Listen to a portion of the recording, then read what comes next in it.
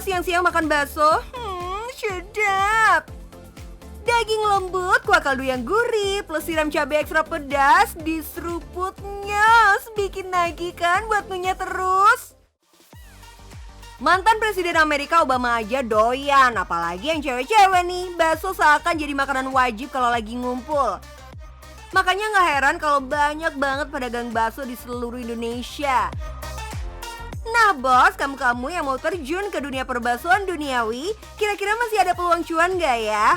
Kenalin nih bos, Bang Isa, pengusaha bakso ekstrim yang menjual menunya selalu viral jadi langganan konten YouTuber dan selebgram.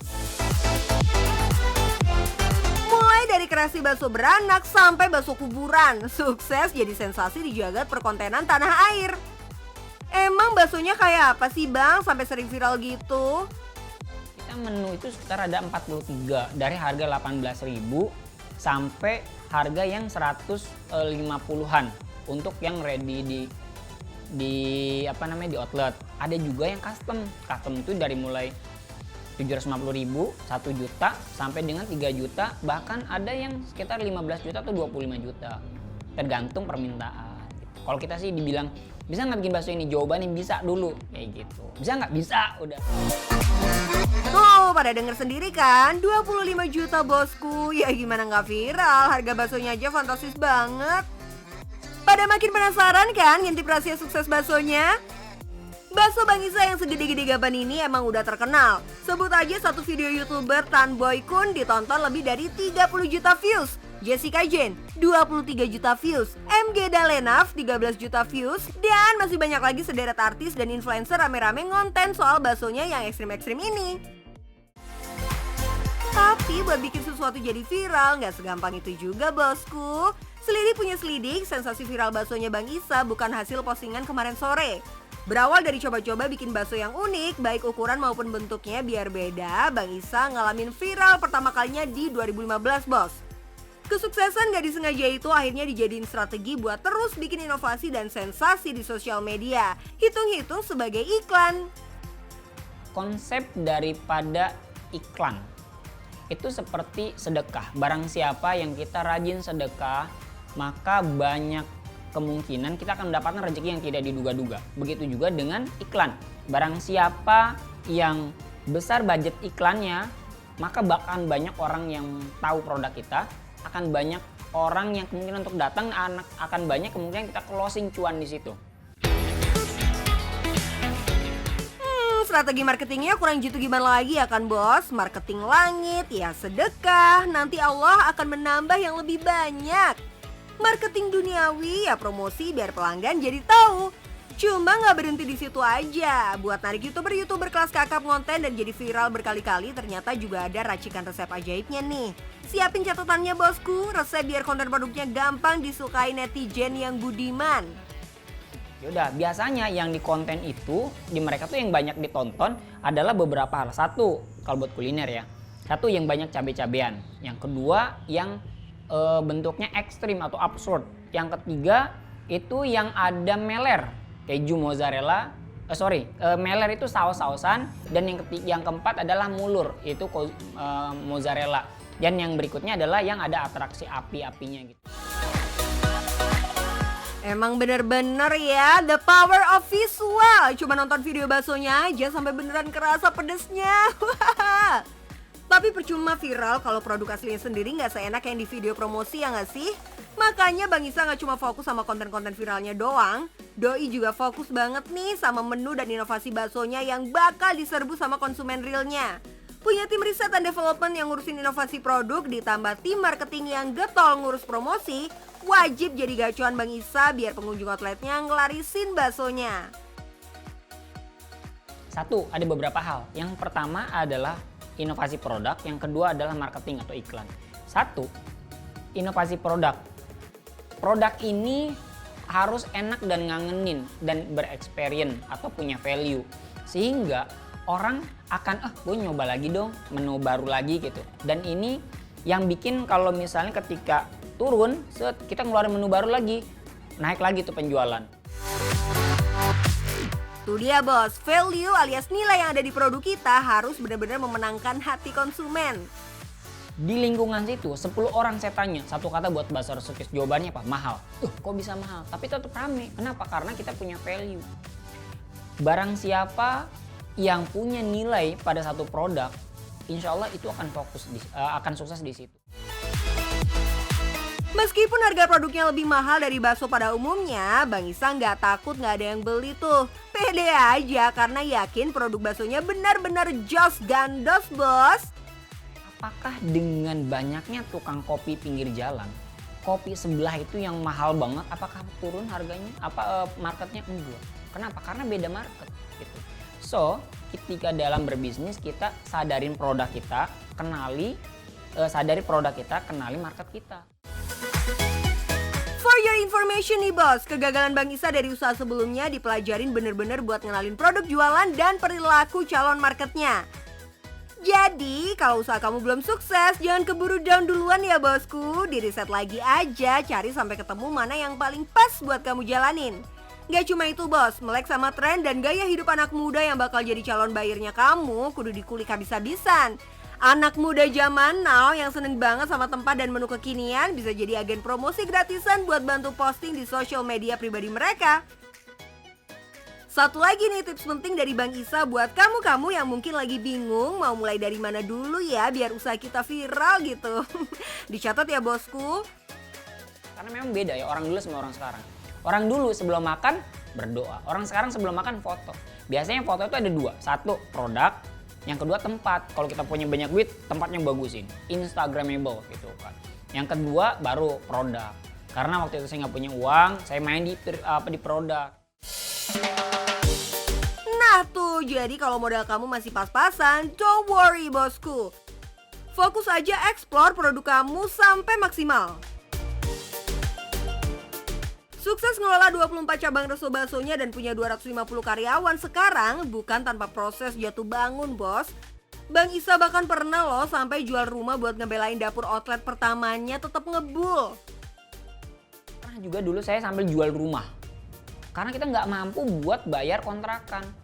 Gitu udah saya bilang sama istri, Dek pilihannya ada dua, saya keluar kerja, ngurus usaha atau jual rumah supaya usahanya disubsidi terus ini. Kalau kita mau sukses di usaha berarti kita harus fokus di usaha, jangan setengah-setengah, nanti omsetnya setengah-setengah kayak gitu. Jadi gimana? Masih ragu buat mulai usaha bos? Oke, teman-teman pasti bertanya, bisnis apa sih yang bagus? Bisnis yang bagus adalah bisnis yang dikerjakan, bukan bisnis yang ditanyakan. Mulai aja dulu, kasih value pada produk kita, yang penting cuan bos. Kalau bos-bos lagi pengen berbisnis tapi nggak tahu mau bisnis apa, usaha oleh-oleh bisa jadi pilihan. Like this one, Mochi khas Sukabumi yang udah berdiri sejak tahun 2006. Udah 16 tahun produksi masih eksis aja nih bos. Padahal saingan bisnis mochi kan banyak ya. Coba-coba kita tengok salah satu pengusaha mochi Kasuari yang terkenal di Sukabumi, Mochi Kasuari Bakat Jaya. Kenapa ya disebut Mochi Kasuari? Karena mochi ini dibuat oleh orang yang tinggal di Kasuari, Sukabumi. Kenalan dulu yuk sama pemiliknya. Halo bosku, kenalkan nama saya Ujang Sukaria, pemilik dari Mochi Kasuari Bakat Jaya.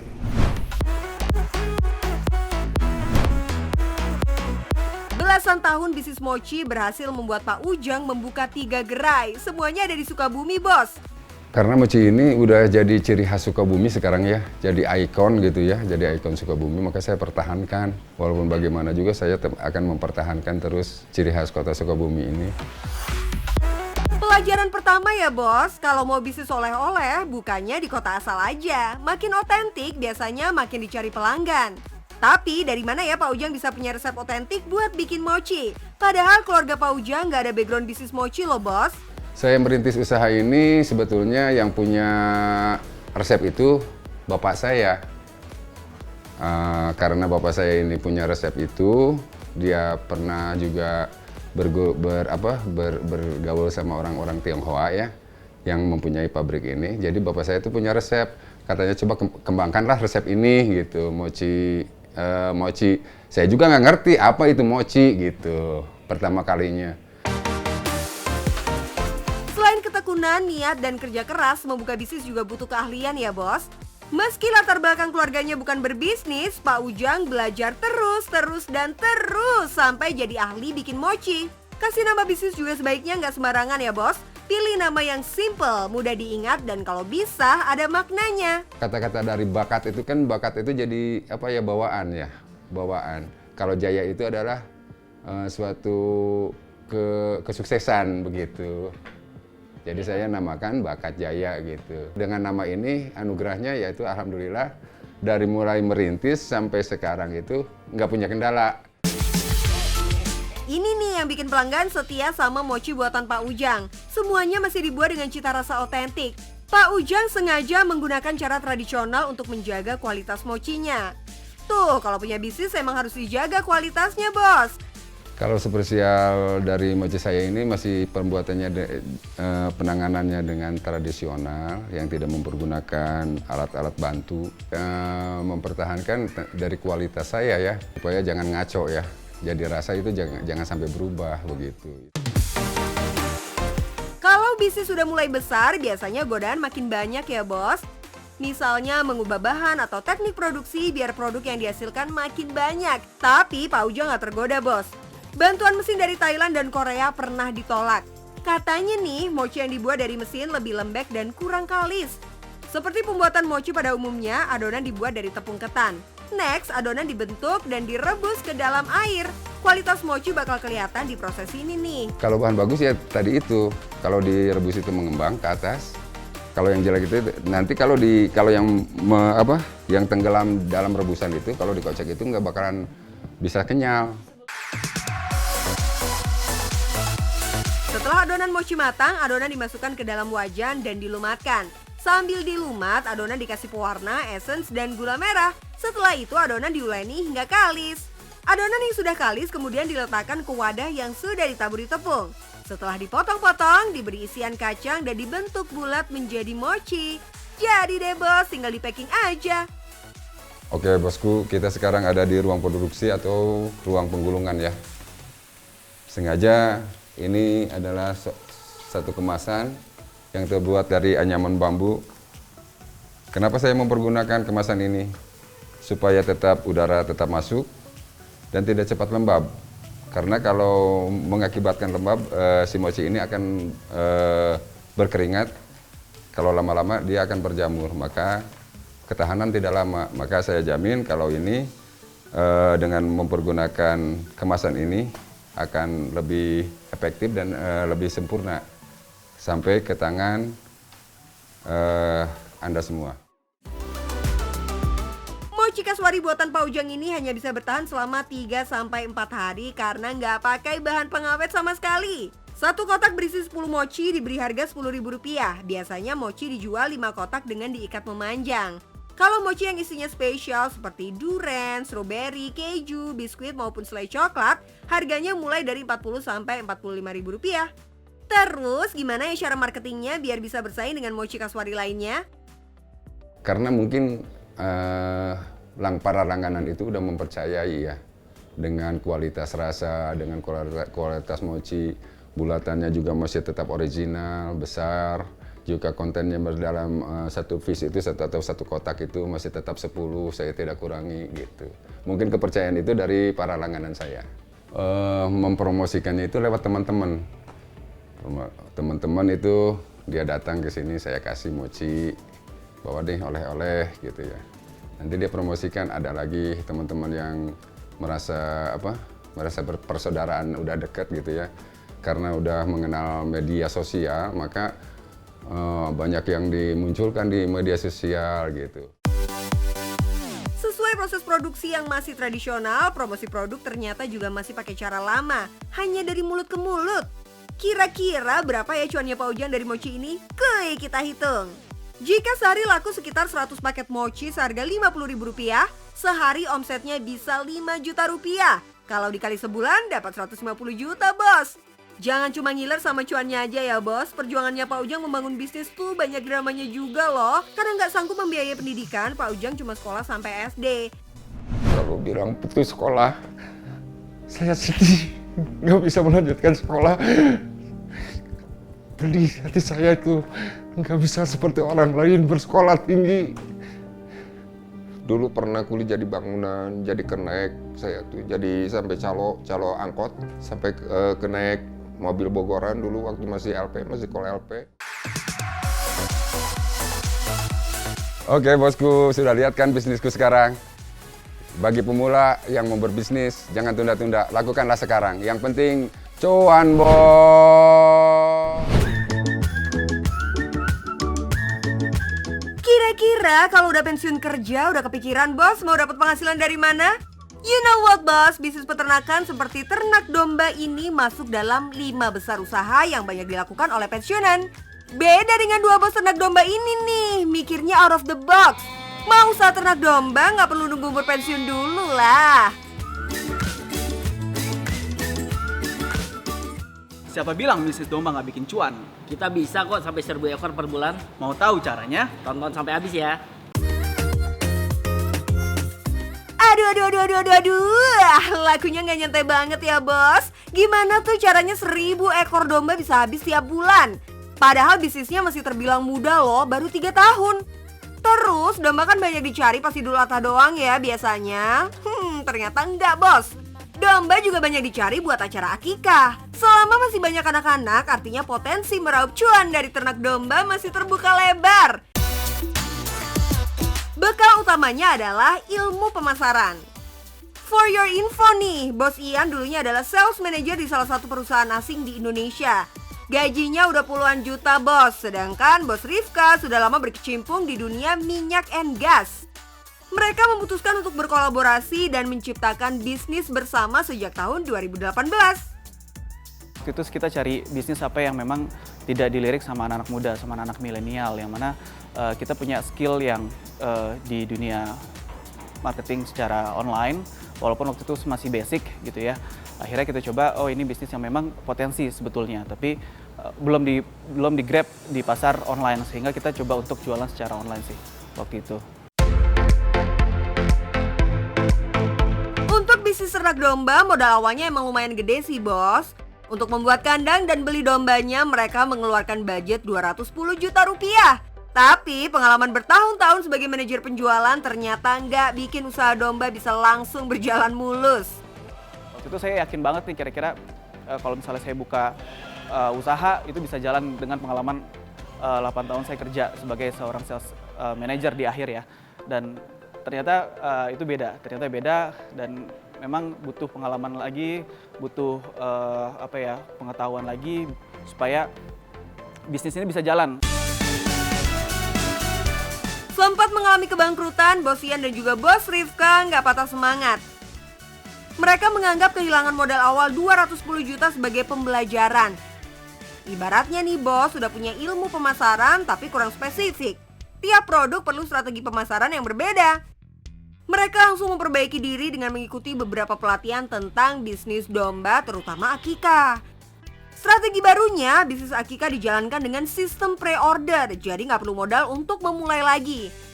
Mereka terus berinovasi dan mengembangkan potensi, hasilnya sekarang sudah bisa menjual 1.000 ekor sebulan. Selain menjaga kualitas, mereka juga menjaga kebersihan kandang, rumah pemotongan hewan, dan dapur tempat memasak. Biar pelanggan gak ragu dan gak bimbang, bisnis akikah juga dilengkapi sertifikasi BNSP, halal, pemotongan, dan ISO 22000. Gak cukup itu aja bos, supaya pelanggan benar-benar yakin, setiap proses juga menyertakan dokumentasi, foto, dan video. Kalau masih ragu juga, pelanggan boleh melihat langsung atau mau menyembelih dombanya sendiri juga bisa. Tim Riyad Akikah akan memadu bagaimana tata cara pemotongan domba. Proses penyembelihan dilakukan secara profesional dan mengikuti syariat Islam. Nantinya daging domba akan diolah jadi sate, gulai, tongseng, kebuli, dan masih banyak lagi. Nah bos, ini yang bikin kita cepat scale up. Selain kita ngikutin tren, kita terus berinovasi, kita juga pakai peralatan dapur yang berteknologi tinggi. Dulu kita masak ribuan tusuk, itu butuh 20 orang, butuh puluhan orang. Sekarang ribuan tusuk cuma butuh waktu 10 menit. Masak sate ribuan tusuk hanya dengan waktu 10 menit? Wow, amazing! Menggunakan oven seharga 200 juta, sate matang lebih cepat dan rata. Gak ada yang belang-belang gitu loh bos. Mereka juga berinvestasi di mesin steamer yang digunakan untuk memasak 50 kg beras hanya dalam waktu 1 jam saja. Pokoknya alat yang digunakan nggak kalah deh sama restoran bintang 5. Semua pengerjaan dilakukan secara higienis ya bos. Kelihatan kan setiap karyawan memakai alat pelindung diri dengan lengkap. Kalau semua pesanan jadi, wajib dikontenin dulu nih bos. Karena usahanya berbasis online, customer service jadi ujung tombak bisnis. Makanya perlu banyak orang untuk melayani pelanggan yang order lewat online. Harga paket yang ditawarkan juga menarik tuh, mulai dari 1,4 juta sampai 3,2 juta rupiah. Jadi kalau sebulan bisa menjual 1000 ekor domba, omsetnya udah pasti miliaran ya bos. Dalam bisnis harus berani rugi. Tapi terus ikhtiar dan berinovasi.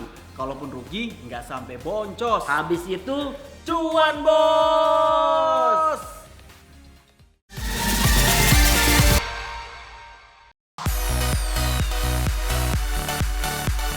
Satu lagi nih bos, namanya pengusaha jangan ragu buat kerja total dari A sampai Z. Harus banget tuh menguasai jalannya produksi dari awal banget sampai akhirnya produk bisa diterima konsumen. Saya harus handle diri sendiri semua, bukan berarti semua saya kerjakan sendiri. Tapi saya harus bisa semua. Kalau terjadi masalah terhadap anak buah, pekerjaannya kurang sempurna, kita bisa mengarahkan. Sabar, infonya bakal hadir buat nemenin bos-bos di rumah nih. Jangan sampai kelewatan ya.